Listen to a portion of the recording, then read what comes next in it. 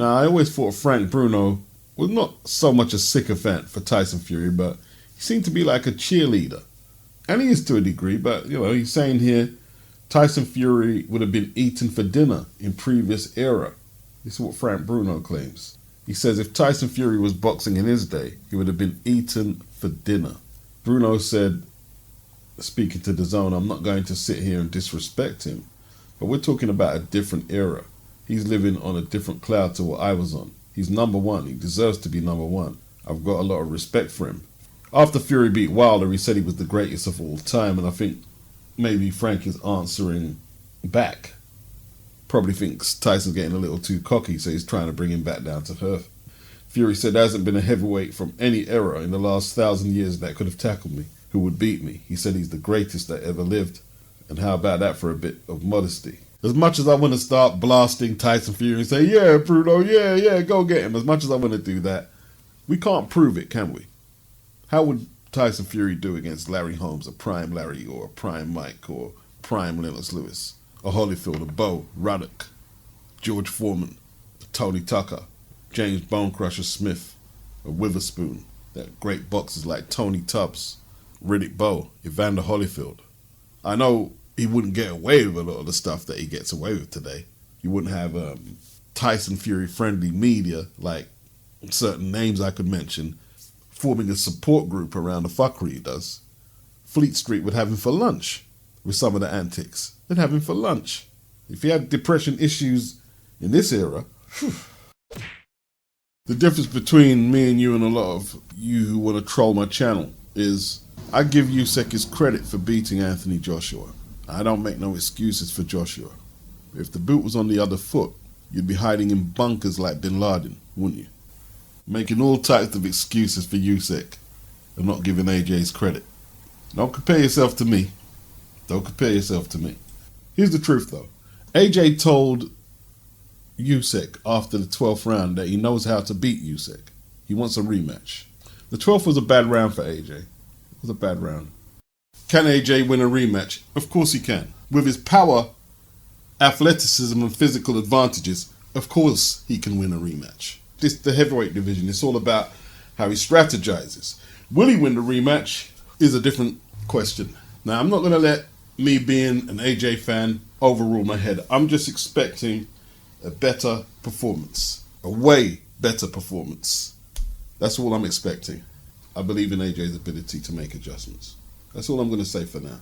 USYK is the champion, and he will go into that fight, as far as I'm concerned, favorite. It's all on AJ to prove the naysayers and doubters wrong. I also don't believe that USYK was at 60% his best, as his manager Lapine is saying. No, I don't believe that. I don't believe that.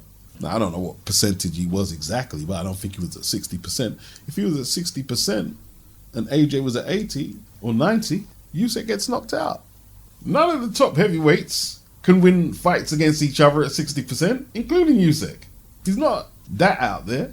No way. I believe they're trying to get in AJ's head because they know the rematch could be way different from the first fight. I think they know that. And psychology could play a big part in them fine margins determining who comes out of that ring next year with them 3 belts. You see, the approach in the heavyweight division is different from Team USYK than it was in the cruiserweight division. They're putting feelers out there. They want the other heavyweights to know that USYK is a bad man. At cruiser, I could be wrong, but there was less focus on talking about opponents than what I'm seeing at heavyweight. But look what they're saying now. Tyson, Fury, Dillian, and other huge heavyweights are warned they will face the same fate as Anthony Joshua against Alexander Usyk because of their condition in 12-round confrontations. Talk Sport are saying Joshua was widely chastised, as well as trainer Rob McCracken. But the truth is he came up against a skilled boxer with the tools to render his physical advantages null and void whilst also implementing his own attacks. And that's true. That is true. Fury said that Usyk is a good boxer, but next to me he looked like a middleweight. Now, looking at that picture there, I wouldn't say he looked like a middleweight compared to Fury. But I think, obviously, Fury was exaggerating a little. Looks like a cruiserweight compared to him. Cruiserweight, bridgerweight, but maybe not a full-fledged modern-day sized heavyweight, is how I would describe what I'm seeing looking at the picture. So the British Boxing Board of Control have came in for a lot of stick recently. They didn't overturn the Hamza Sheeraz Bradley Skeete result, where Bradley clearly got hit on the floor at least 2 or 3 times in the 8th round and he was stopped in the 9th. Steve Gray was the referee, and the British Boxing Board of Control have accepted his explanation of the events. And the only olive branch they're extending to Bradley Skeete is that they support the WBO's order of a rematch. Hamza Sheeraz will appear before the Southern Area Council. I don't know if that meeting has gone and passed. This story's a couple of weeks old. The 3 shots that he took when he was down were disqualifiable punches, and it's not something this kid hasn't done before. He did it against Rod Dennis in 2019 and got away with it in that fight. Didn't even get a point taken off him. Yeah, look, I think there was a certain amount of frustration during the fight because, like I said before the fight, no doubt about it that Bradley has got a good boxing brain, and it would be a test for him to see, how he's gonna beat this guy. Momentum, couple of punches. The last he was murdering him. I mean, I'd use a better expression, I know, but he was slaughtering him, Frank. I'm sorry. He was slaughtering. He had a mark on him. I've got to tell you, that I don't agree with at all. He was beating him on points. He wasn't slaughtering him. He wasn't in any trouble. Wait, he was out of the 8 rounds, he was 6 rounds up, wasn't he? Well, some people scored that. Some people give him 4 or 5 rounds up. But irrespective of that, I know he was closing the gap. I could see he was closing the gap. He hurt him, as I said earlier on. But that doesn't defend hitting him with 3 shots that change the direction of the fight. Now, here's the point I want to make with you, Frank. If the referee makes a mistake, like all referees do, right? Irrespective of this referee did something very different with Lewis Ritson, where he interceded with Lewis Ritson, stopped a towel being thrown in and decided that the fighter could carry on fighting. You then move on to the retrospective situation, where the Boxing Board of Control can deal with an injustice. And they don't. Well, but let's just, first of all, what the mitigating factors to it is immediately, Hamza said he wants the rematch. We, in writing... That's not mitigating, Frank. Sorry, let me just say something. If they order a rematch, they order a rematch. That's all what they would do. They would order it. That's the best case scenario. Because we have offered the rematch. We've given it in writing to him. He said he wants the rematch. He's not confirmed he wants it. We've been pushing him, saying, "Come on, we've got a date here, 12th of February." Hamza wants to get back in the ring and make everything between you, sort out who's the best fighter. He said that. We've offered it to him, and he's not come back. The bottom line of all it is, on the night, the referee made a conscious decision. He made a conscious decision to get up. Once he got up, that is it. The referee then quite rightly deducted a point from him. That's what happens. That's the rules. The Boxing Board of Control have But the rules go further than that, Frank. The rules go further than that. In an intentional foul, it is the referee's discretion as to whether he disqualifies. How can you argue, Frank, in all good consciousness, that 3 punches, free shots, proper landed full blows, when the guy is down, is anything else than a disqualifiable event? I mean, I don't know how you can argue it, Frank. If it were your fighter, and he was your fighter once upon a time, if it was your fighter, you'd be in uproar. I think that's true, Frank. Come on. Frank. Let me answer. You just said what it says. It's within the referee's discretion. And the referee's discretion, once he got up and not stayed down, his discretion was to deduct a point. That was his discretion. And it's really simple. The simple answer to this now is get the rematch on. The best man wins. Sounds to me like Steve Gray needs to see the Southern Area Council as well. British Boxing Board of Control fucked up. What's new? And they've also, according to Frank Warren, quote from Michael Benson, they've decided to stop all UK boxing in January due to the current COVID situation and said he now won't have any shows until March. Seems Chris Eubank versus Liam Williams will have to be rescheduled once again. O'Hara Davis and a few more observers, they said, why don't they put the fights on abroad, like in Dubai? Do some shows in Dubai. That is a solution. I don't know if Frank will take a show or 2 abroad in that time. I don't know. He has a relationship with the British Boxing Board of Control, and he doesn't want to take all the work out of the UK. I don't know what the logistics are. While the board have stopped boxing in January, will they license Frank's boxers in January to fight abroad while there's no boxing in Britain? Like, it would be a little different for Eddie. If he's got any cards in America or anywhere else around the world, most of them cards won't be using boxers who need a British license, so it'd just be business as usual for Eddie, I guess. Can't they just go back to the bubble and testing and don't let no one into the arena unless they've got vaccination satisfactory to requirement? That's all I can say on it. So, according to Frank Warren, Tyson Fury will have a non-title fight, unless you consider the Ring magazine and the quote-unquote dodgy claim to be in lineal champion as legit titles. Now, it does look like his next fight will be in Britain. They're saying a massive homecoming fight. But Dillian is still going through his arbitration process to get a bigger split. He wants 45% as the mandatory. Frank Warren and Fury, they want to give him 20. Frank Warren said there's a problem there not of our making, or his making. The WBC and Dillian are in arbitration, and that hearing is not set to be heard until March. What did I say? I keep predicting a lot of stuff. Well, you know, when I say predicted, I kind of made a hypothesis that Dillian ain't going to get this title shot. You know, there's going to be a lockdown, and yeah, they're looking down boxing for January. And Tyson Fury's next fight is not going to be against Dillian, and there's no guarantee right now that he will face Dillian. Will Dillian get to fight for the belt? Is the next thing he's got to worry about.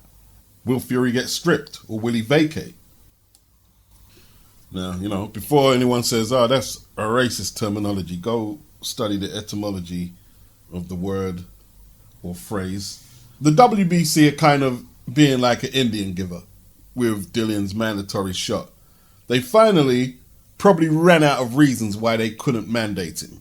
But he still got to run back into court against them because what's the ruling? Should the interim champion get 45, like it says here, 45%?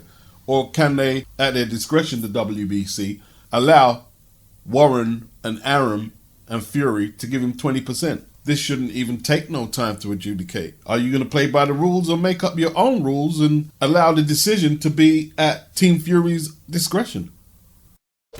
There's Top Rank saying that I think Joshua and Fury will fight at least once. People want to see it. Whereas people want to see Dillian get a title shot. I don't know if people remember, like, Fury turned down money to fight AJ and fought Wilder instead. That June the 1st, is it, date in 2019 was reserved for Wilder and then Tyson Fury. And then Luis Ortiz turned it down, Baby Miller fucked it up, Adam Karanaki, you know, like, Dillian turned it down. So, like, Fury, I don't know what Fury's doing. I don't know.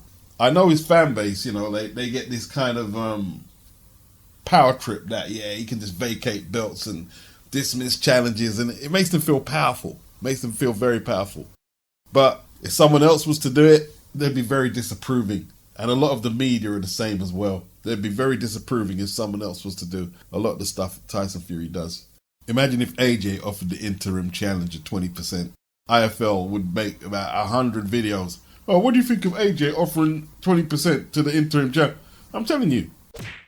Luis Alberto Lopez, who done a destruction job on Isaac Lowe in an eliminator for Kiko Martinez's IBF featherweight title. He's inked a deal with Top Rank and he wants his shot at Kiko. Kiko, good fighter, but you know, at 35, Luis Lopez will be a considerable favourite to win that. Let's not forget, Galahad was bossing the fight. Maybe being a bit too aggressive, but he was bossing the fight until he got tagged. What do you reckon? Buy shares in Triller? It's going public apparently. It's headed to the public market on the heels of a reverse merger with Sea Change International, a publicly traded digital advertising company. The companies announced Wednesday in a joint press release. So a reverse merger allows a private company to become public without the rigor and complexities that typically attend a normal IPO. The combined company will be called Trillerverse Corp. Now they say ostensibly Trillerverse Corp is a music app, although we know they've put on Tyson versus Roy Jones and Jake Paul has been there. They screwed up the Teofimo Lopez Cambosos fight. The founder, Ryan Kavanagh, a divisive figure, as they say here, in entertainment circles, after his Hollywood studio Relativity went bankrupt in spectacular fashion in 2015. He's also been heavily criticized for his handling of the boxing events, like putting Evander Holyfield and Vitor Belfort as pay-per-view in September. Well, what about the PBC? I mean, Luis Ortiz is near the same age as Holyfield. He's pay-per-view versus Charles Martin. New thing. I'm busting chops. Kavanagh, his name wasn't mentioned in the press release announcing the merger, so Does he have a long-term future there? Don't know. Triller is reportedly preparing another pay-per-view event which will feature Victor Belfort and former light heavyweight boxing champion Chad Dawson. Okay. Why do they always get the most shot former boxers on the platform? They couldn't get more shot boxers if they tried. I love fucking Chad to chin him, man. That'd be great. Kubrat Pulev, who won in the triad combat discipline they have now, he'll also be on the show against UFC heavyweight Junior Dos Santos. Does he do any better than the other guy they had there? What was his name? Frank Muir? But a $5 billion valuation, that's quite a lot of money, isn't it? So Francis NGOUNO, he's got one fight left on his contract. I think that's in January the 22nd, and he's been at loggerheads with Dana White, who said he can leave when his contract expires if he's unhappy with the UFC. Now, one of NGOUNO's gripes, it says he has fight frequency, so are they not getting him out there enough to fight and get paid? NGOUNO's manager, Markel Martin, accused Dana White in a war of words about lying about the plans for the introduction of an interim title. See, like, I'm hearing this UFC, you know, one belt, one champion, and everybody faces everybody. But now this fight in January is a unification bout against a former teammate, Cyril Gane. And NGOUNO said of his maiden title defense, "I don't recognize Gane's belt. I'm the undisputed heavyweight champion. Gane's belt is not legitimate. It is a replacement. The presence of the champion makes the interim title invalid, and I'm here." I was talking about that video that I saw where Jake Paul was talking to his brother, Logan, saying if NGOUNO left and built up his social media profile, which he'd be able to do, he could just fight some of these rivals without Dana White, without them taking a big chunk of his purse. If he couldn't ink an individual deal with a television network, he can do it on YouTube, pay-per-view events, or on the fight website, or there's loads of places he could go. I bet you Triller would pay him a lot more. So all this is on the back of Jake Paul saying NGOUNO should leave. And I'm finding this out today. I was speaking about it yesterday on the Weekly. And then Jorge Masvidal, if that's how you pronounce his name, you know, and the Mirror are exposing him now. They're saying he is yet to earn 7 figures for any fight that he's had in the UFC, regardless of the pay-per-view numbers or anything like that, right? He's got some nice purses, 500 and an upside of the pay-per-view, but he hasn't touched the 7 figures. So when Jake Paul offered him $5 million to fight him on Showtime in a boxing match, he turned it down saying, "I only fight the best people, or I fight for money, and you're neither one of those." Masvidal, he tried to come back with a counter offer, $5 million guaranteed plus a percentage of the pay-per-view. That's the most you would have ever made in a fight. So now you can't play. I either fight the best or I fight for money. Let's make it happen. So do I believe that offer? Because like once again, if you're a UFC person, tell me if you've ever seen his name on the promotional paperwork or in that box rec section where they tell you the state commission, the promoter, etc., etc. His name ain't up there. Dana White's name is up there. You see Jake Paul's name on the promotional section on the Showtime card, his name's up there. So I don't believe that offer. You're not a boss. I don't believe you're a boss. And the only reason he could be turning down that money is that he's still contracted to Dana. And basically, you know, as tough as they are, they're under the pimp hand of Dana over there, basically. They're capped. Their purses are capped. This guy I've seen against the African brother he was fighting and he lost. They done over 1 million pay-per-views in the lockdown. And he's never made 1 million himself. He's never made 7 figures, but he's doing over 1 million pay-per-views. And the only other reason I could think he would turn down that fight is that he doesn't believe he could beat Jake in a boxing ring. Now, Jake's been accused of not taking on boxers, but he did try to fight Tommy. Tommy pulled out. And he's been accused of taking on UFC fighters who are past their prime. But, you know, he's not going to call out Francis because he's not that dumb. You know what I mean? That's just going to go horribly bad. If he does that, right, I don't want to hear from nobody that he's not fighting no boxers. I don't give a shit. You fight Francis Ngannou, right? Fuck all the boxing purists and the critics talking about his boxing career. You fight Francis in a boxing ring, you're a gangster. Now we're beginning to understand that Roman Gonzalez probably edged the second fight But they gave it to Estrada with the rubber match in mind. This is a classic trilogy, modern day trilogy. That's very clever, DAZN.